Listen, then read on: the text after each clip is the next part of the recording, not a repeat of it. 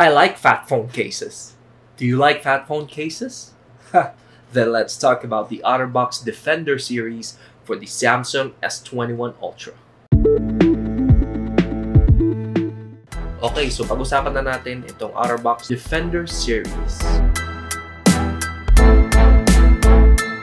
Tingnan muna natin yung box.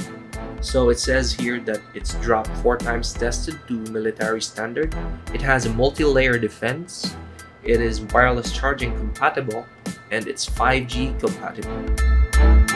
Sa likod naman, makikita natin meron siyang port protection, raised edges that protect camera and screen, trusted quality, meron din siyang holster and kickstand. So guys, ito na siya. Ito yung mismong packaging na makukuha mo. Fan ako ng Otterbox talaga kasi sobrang solid ng case nila ever since. And yung design niya, hindi ganun ka in your face yung design niya. Yung iba kasi mukhang mga Gundam, mukhang robot yung case pag sinabi mong armor.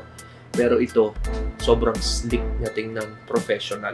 Sa loob nitong box, simple lang, may flap lang siya dito. Iaangat natin. Higilahin, may hilang natin dyan. Ito, makikita natin. Yung case niya, naka-clip siya dito sa cardboard na to.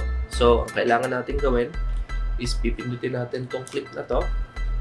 As you can see, para lumabas, tapos ipupush natin palabas para lumabas yung case. So ito na siya guys.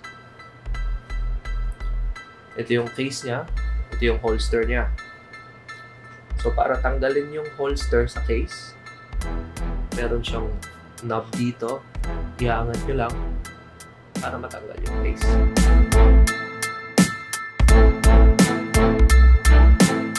Para saan nga ba itong holster? Pwede nyo ring i-twist yung likod para maging kickstand siya. May locking mechanism yan dito na kailangan mong pindutin para umangat. And then, it acts like a kickstand. Pag mag-hiking ka or nagtatrabaho ka sa field, tapos, alam mo yun, ayaw mong ilagay sa bulsa yung cellphone mo, ilagay mo lang yan dito sa holster, ilagay mo sa gilid ng bulsa mo, sa bag mo, or sa backpack mo, kung saan. Sobrang okay nito kasi may included na siyang holster for protection as well. Tsaka hindi siya ganun kaagad natatanggal. Bago pa mahila ng snatcher yan, may hila muna niya yung kaluluwa mo. Nakikita nyo, meron siyang sobrang lambot na material dito sa loob mo. Sarap niyang hawakan. If we're looking at the case sa ganito, nakikita natin na raised yung bezels niya for the top and the bottom of the screen.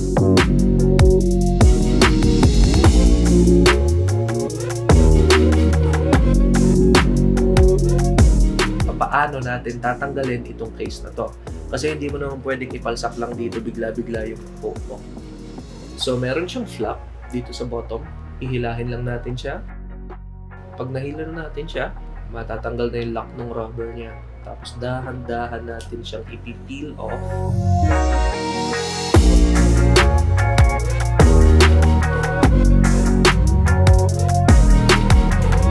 Para lumabas itong case. Okay, so ito yung silicone material natin. This is the case. Tapos dito sa likod ng case, makikita mo may mga arrow yan. Yan yung mga susungkitin mo, isa-isa, para ma-separate mo itong dalawang plastic. Ngayon, pag na-separate mo na siya, ganito yung magiging itsura niya. Itong bottom plate muna tayo. Put the S21 Ultra in. The bottom plate. Itong taas, top plate.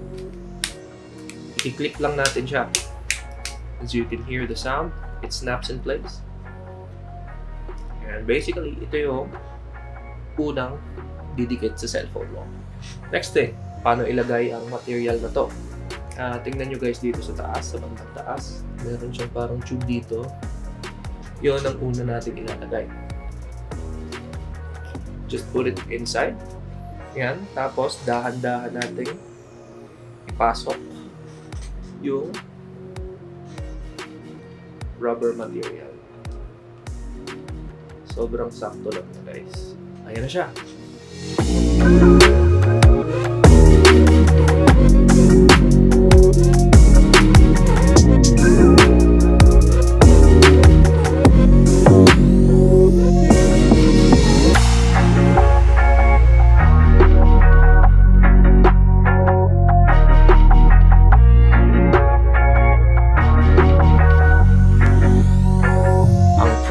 Otterbox Defender is it feels good in the hand. Sobrang grippy ng material niya. If you like a fat phone, this is it. Dust resistant siya, shock resistant siya, drop tested na siya, and that's about it. Kulang na gustuhan dito is hindi siya waterproof. So, dust proof siya, pero hindi siya waterproof. So guys, don't go thinking na kapag nakaganto kayo ay pwede na kayong lumublob sa tubig kahit na ang cellphone nyo is IP68. Keep your phone safe because you made an investment, and the Otterbox Defender series will definitely protect your investment.